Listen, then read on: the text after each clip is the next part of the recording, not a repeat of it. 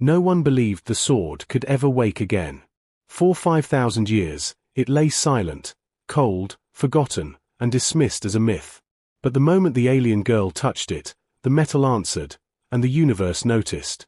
The excavation site floated above the dead planet like a scar that refused to heal. Broken satellites drifted in slow silence, and the cracked surface below showed the marks of an ancient war. This world had once been called Earth, before humanity vanished from the galactic map.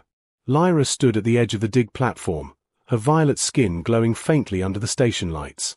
She was young by her species standards, barely past her first cycle of study, but her golden eyes were sharp with curiosity. Unlike the others, she did not believe humans were weak. Most of the galaxy did. They were clever animals, her instructor had said. Nothing more. Their extinction was inevitable. Lyra never argued.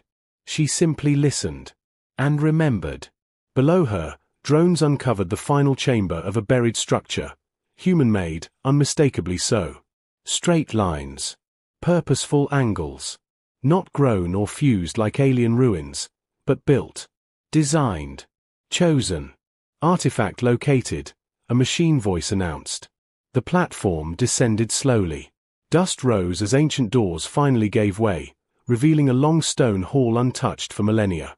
At its center rested a single object, mounted upright in cracked metal restraints. A sword. It was not large. Not decorated. No jewels. No glowing runes. Just metal. Dark, matte steel, untouched by rust. The blade looked plain, almost disappointing, yet the air around it felt heavy, like a held breath. "This is it," one of the senior researchers scoffed. "The legendary human relic." Lyra ignored him and stepped closer. The data logs identified it as designation, A01. No ceremonial name. No honorific. Just a tool. Typical human thinking, she thought. As her fingers hovered near the hilt, warning lights flashed across the chamber. "Do not touch it," the lead scientist ordered.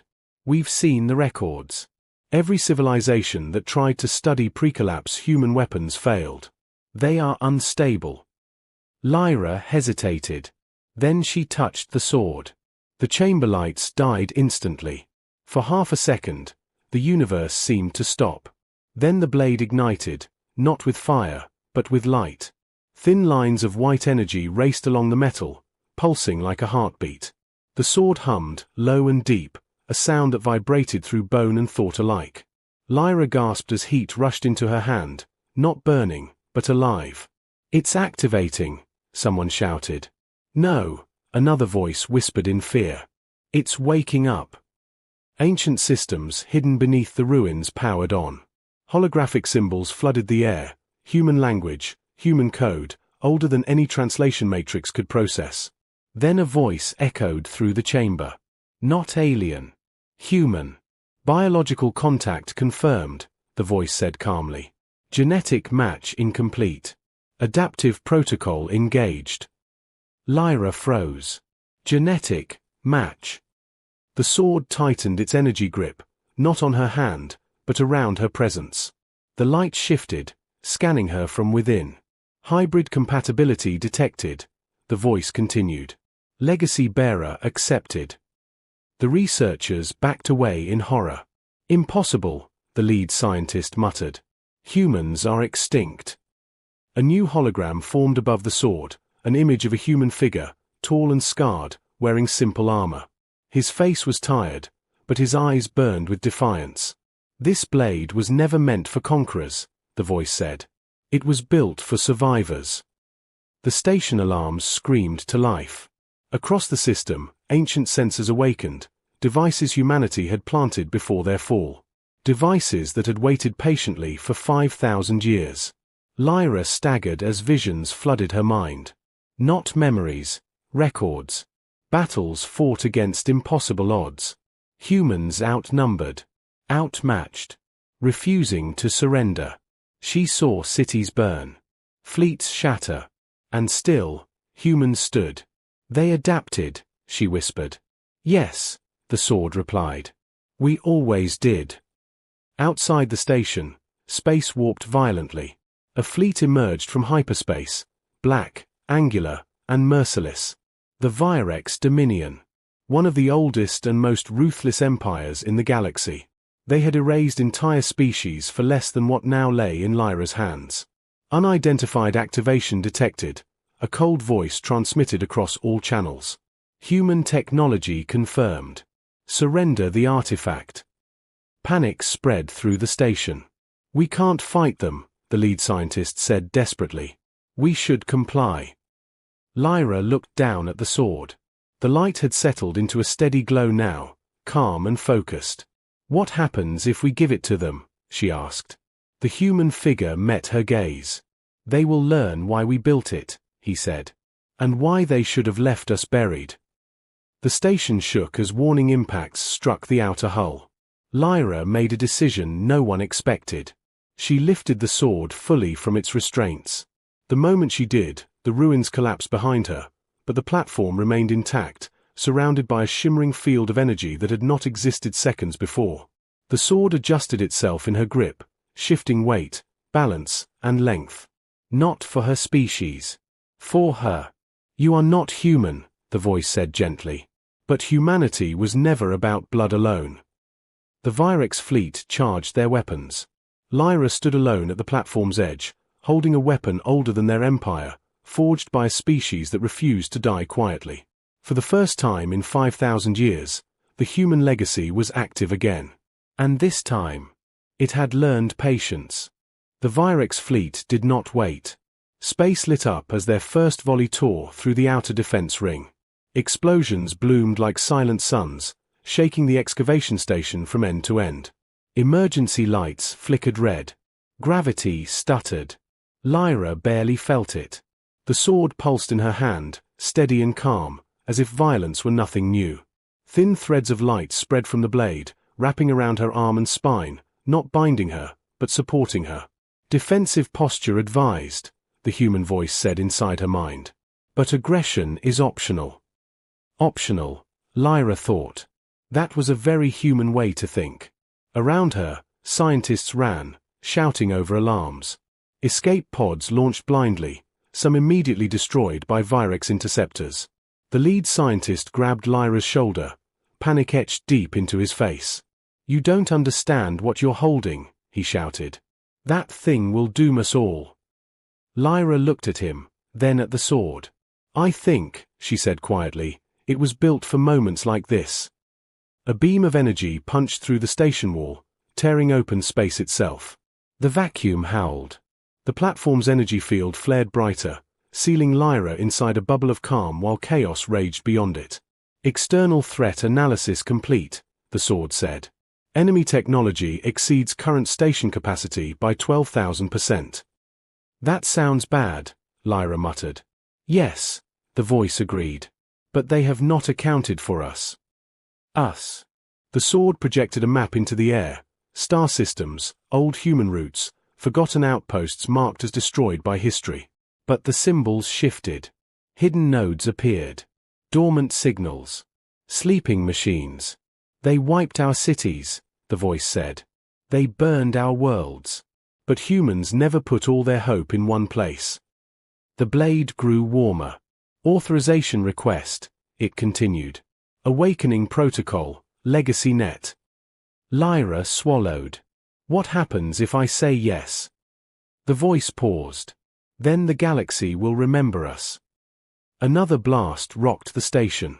The Virex fleet moved closer, weapons charging for a killing strike. Lyra raised the sword. Yes, she said. Wake it. The sword flashed. Across the galaxy, things that should not exist anymore came alive. A mining station near a dead star powered up, its hull unfolding to reveal weapon arrays disguised as cargo arms. An abandoned human colony ship, long thought lost, shifted course as ancient engines reignited. Even small objects, satellites, probes, forgotten debris, began to move with purpose. The legacy net was awake. The Virex commander stared at his sensors in confusion. That is impossible, he hissed. Humans had no centralized control systems. They had cooperation. Enemy confusion detected, the sword noted calmly. Predictive advantage achieved. Lyra felt something new settle into her chest. Not dominance, not rage, but understanding. Humans had never tried to overpower the galaxy. They had simply refused to fight alone. A Virex strike ship broke formation and rushed toward the platform, weapons glowing. "Brace," the sword said. Lyra didn't move. The air around her folded. The strike ship fired, and its energy vanished, absorbed into the shimmering field around Lyra. The sword drank the attack, glowing brighter, its lines blazing white-hot. "Energy conversion complete," the voice said. "Returning gift." The sword released the stored power in a focused beam, not wild, not cruel, but precise. The strike ship split cleanly in two. Silence followed. Even the Virex hesitated. Lyra exhaled shakily. "Humans built this." "Yes," the voice replied. "Not to conquer. To endure." The Virex commander recovered quickly. "All units," he ordered coldly. "Target the artifact bearer. Overwhelm her." The fleet surged forward. Lyra's knees trembled. She was not a soldier. She had never trained for battle. She was a student who loved old stories and broken worlds. "I can't fight all of them," she whispered. The sword did not deny it. "You don't have to," it said. "You only need to survive long enough." "For what?" "For them." Space rippled again. Human ships emerged, not sleek or uniform, but patched, varied, unmistakably human in design. Some bore symbols no one had seen in ages. Others looked like civilian craft reinforced with whatever materials had been available. They were not perfect. They were ready. A transmission cut through all channels. "This is Captain Mara Ionescu of the Free Human Vessel Second Chance," a voice said, rough and steady. "To any survivors hearing this, you're not alone." Lyra's eyes widened. "They're alive," she breathed. "Some of us always were," the sword said. The humans didn't attack immediately. They coordinated. One group jammed Virex sensors using outdated but unpredictable signal patterns. Another deployed drones that exploded into clouds of reflective debris, confusing targeting systems. Smaller ships darted between larger ones, exploiting blind spots no algorithm had accounted for. "They're improvising," Lyra said. "Yes," the sword replied, almost fondly. "They always did." The Virex fleet began to falter, not because they were weaker, but because they were rigid. Every response followed a known pattern. Humans broke patterns. Lyra felt the sword shift again, adjusting its energy output, syncing with the human fleet. "You are the anchor," the voice told her. "Through you, the net stabilizes." A Virex dreadnought turned its massive guns toward her. Fear finally hit her fully. "I don't want to die," she whispered. "Neither did we," the sword answered. "And yet, we chose to stand." Lyra lifted the blade with shaking hands, not in anger, but in defiance. She was not human. But she understood them now. The dreadnought fired. Before the beam could reach her, human ships surged forward, throwing themselves into its path. Shields flared. Hulls burned. Some ships were destroyed. But the beam never reached Lyra. Tears burned her eyes. "They are sacrificing themselves," she said. "They are buying time," the sword corrected. "That is different." The legacy net pulsed again, stronger, more focused. Lyra felt it then, the truth humans had hidden in their machines. The sword was not a weapon. It was a key. And the door it unlocked had not been opened in 5,000 years. Far beyond the battlefield, something ancient and human stirred. And it was not finished. The battle did not slow. If anything, it became louder, more desperate. Human ships burned across the dark like falling stars, each one refusing to retreat even when logic demanded it. The Virex fleet pressed harder, adapting, recalculating, trying to crush the resistance with sheer force. And still, they could not break through. Lyra stood at the center of it all, the sword steady in her hands. Her heart pounded so hard it felt like it might tear free of her chest. Every instinct screamed at her to run, to hide, to let someone else carry this burden. But the sword would not let her forget. This is where they stood, the human voice said quietly. Over and over again. Lyra felt another pulse from the blade, deeper this time. Not energy. Information. Stars shifted on the holographic map. One location began to glow brighter than the rest. A system marked as lifeless. Unimportant. Forgotten. What is that place? Lyra asked. The sword hesitated. Just for a moment. That, it said, is where we learned how to lose, and still win. Before Lyra could ask more, the Virex dreadnought advanced again. Its massive frame blocked out the stars, weapons charging with enough power to shatter moons. This time, the Virex commander announced across open channels, "We erase you completely." The human fleet regrouped instinctively, not around their largest ship, not around their strongest weapons, but around Lyra. They were protecting her. She felt it then. Not fear. Not awe. Responsibility. "Tell me what to do," she said to the sword. "Not later. Now." The blade responded instantly. "Align the legacy net," it instructed. "All nodes. No restraint." Lyra frowned. "What does that cost?" Silence stretched for half a heartbeat. "Everything we left behind." Lyra closed her eyes. "Do it." The sword blazed. Across human-controlled space, and far beyond it, ancient machines woke fully for the first time. Not weapons alone, but archives, minds, simulations built by desperate people who knew they might not survive. Humanity's last gift was not a fleet. It was knowledge. Data poured into Lyra's mind. She staggered, almost dropping the sword as her thoughts filled with impossible ideas. Human engineering concepts ignored efficiency in favor of flexibility. Their strategies valued people over perfection. Their weapons adapted mid-fight, rewriting themselves as conditions changed. "They built chaos into their systems," Lyra whispered in disbelief. "Yes," the sword replied. "Because chaos favors the brave." The Virex fired again. This time, the human response was different. Instead of blocking or dodging, the nearest human ships did something the Virex had never encountered. They changed. Hull plating reconfigured mid-flight.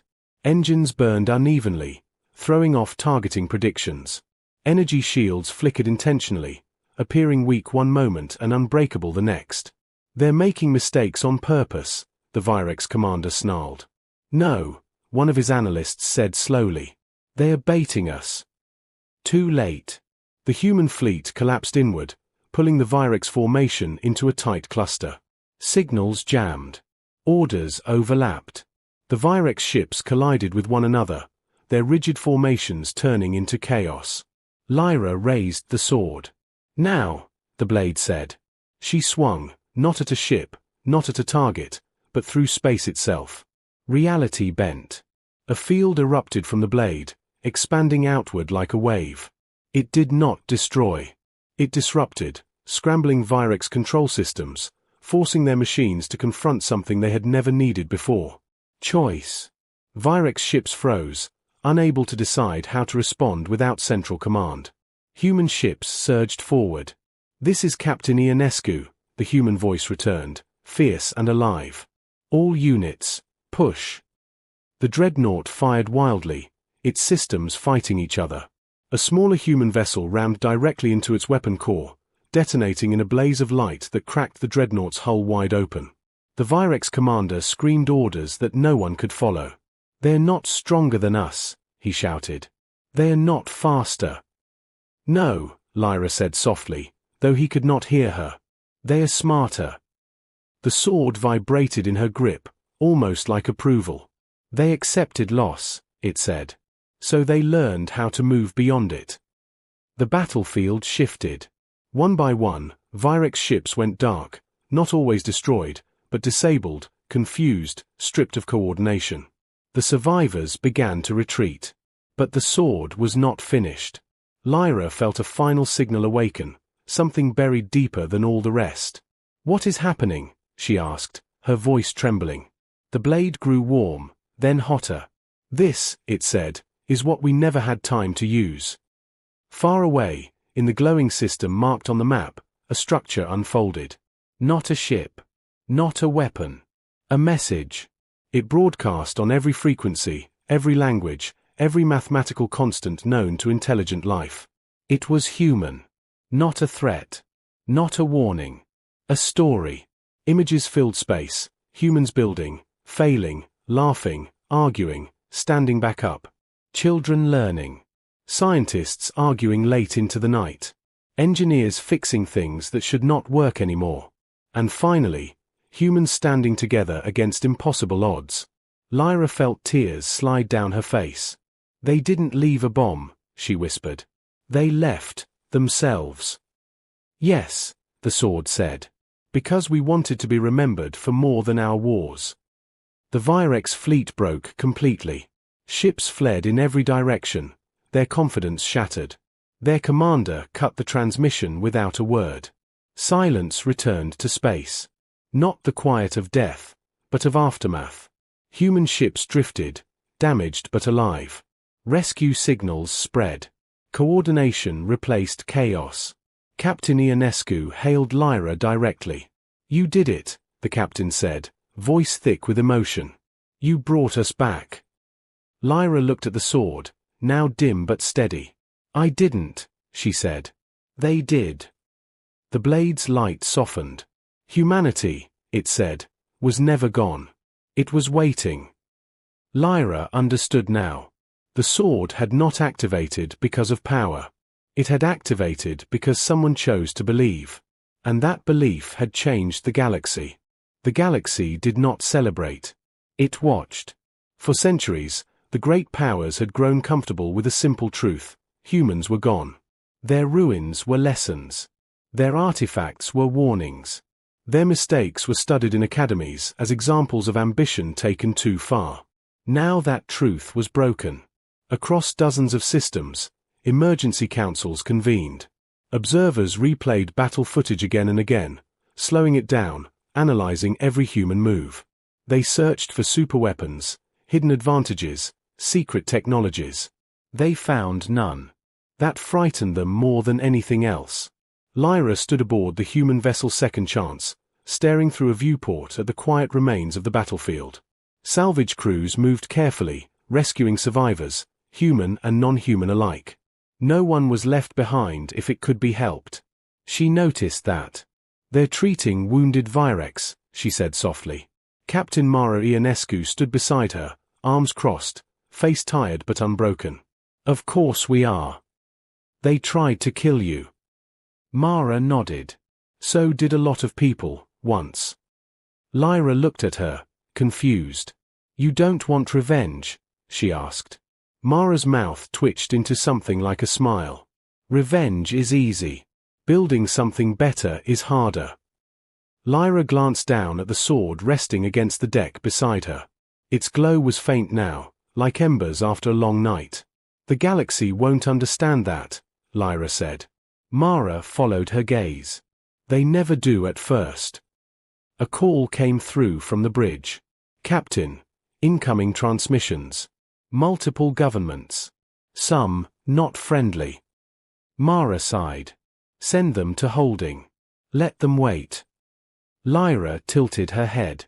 You're not afraid. Oh, I'm terrified, Mara said honestly. But fear never stopped us before. The sword stirred, projecting a small hologram, the familiar human figure, calmer now, older somehow. They are afraid because they remember, it said. Even if they pretend they don't. Remember what? Lyra asked. That humans adapt, the sword replied. And adaptation scares empires. The first official response came from the Aurelian Compact, one of the oldest galactic alliances. Their message was polite, careful, full of conditions. Humanity was welcome to exist again, under supervision. Mara laughed when she heard it. A short, sharp sound with no humor in it. They're offering us permission, she said. Lyra hesitated. Is that bad? Mara turned to face her fully. Lyra, humanity never asked for permission to survive. The second message was colder. A demand to surrender all recovered human technology for the safety of the galaxy. The third was a threat. The fourth was silence, from systems that had already begun quietly reinforcing their borders. "They're preparing for war," Lyra whispered. "Yes," Mara agreed. "And also for peace. Some just don't know which scares them more yet." The sword's light brightened slightly. "There is another truth they will soon learn," it said. "Humans do not rise alone." Lyra frowned. "What does that mean?" Before the sword could answer, a new transmission cut in, this one unencrypted, unpolished. "This is Dr. Salim Okoye," a voice said. "Human Research Vessel Patchwork. We've been listening." The image that appeared showed a tired man surrounded by mismatched equipment and patched walls. "You're not the only ones," Dr. Okoye continued. "There are human enclaves everywhere.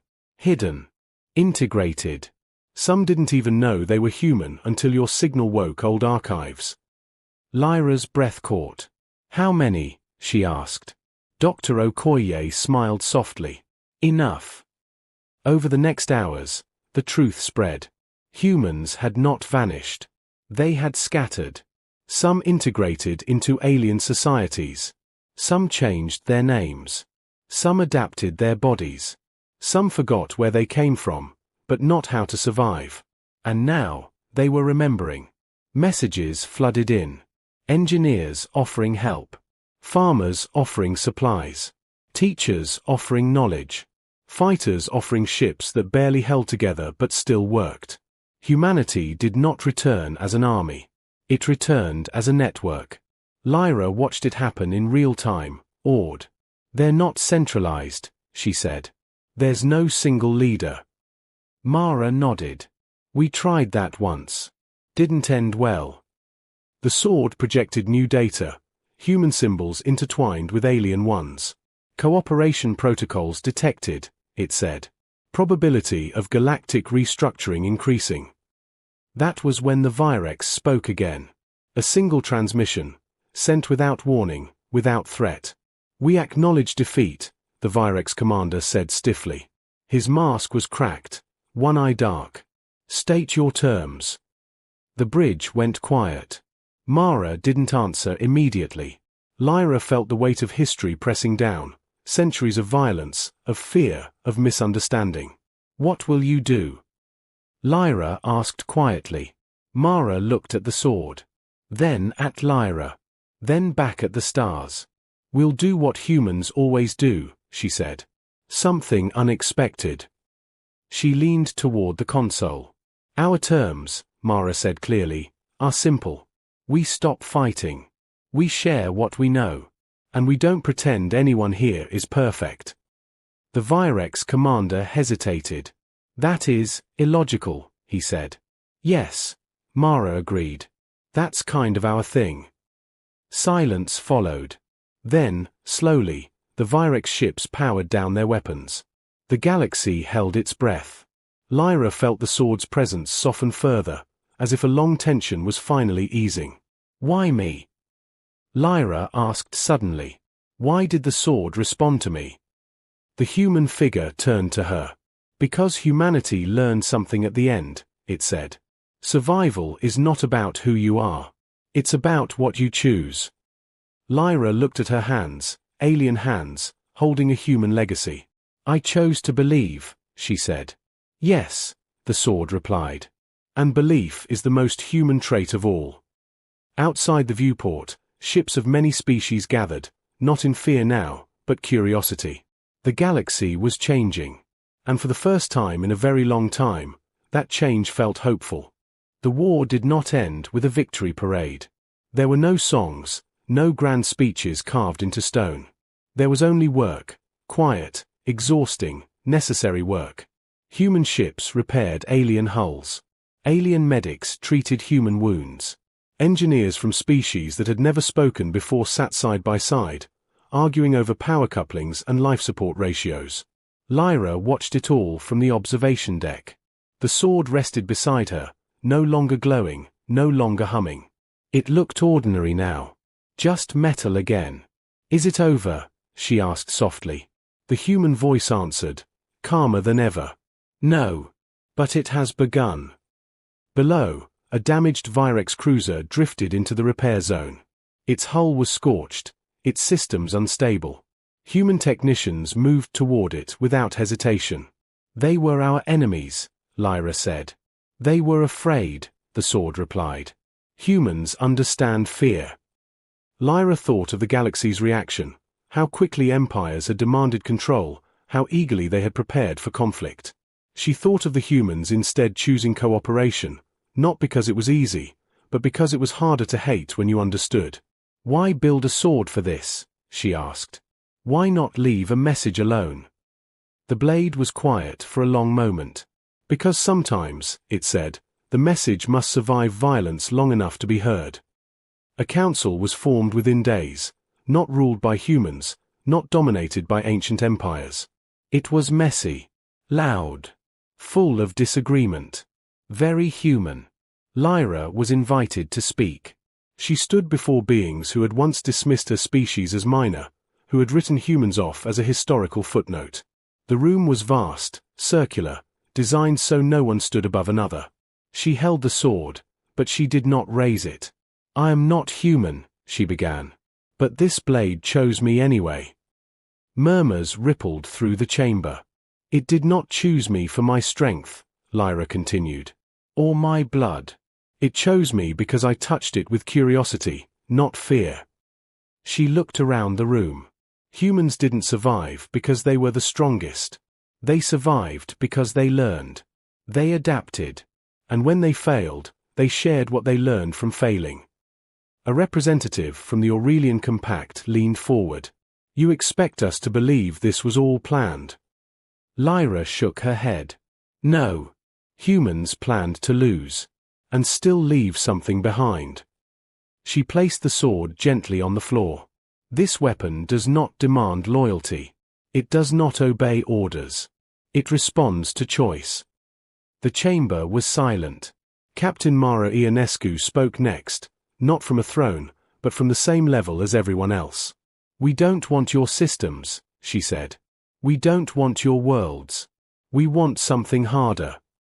What? Someone asked. A future where no one has to disappear to survive.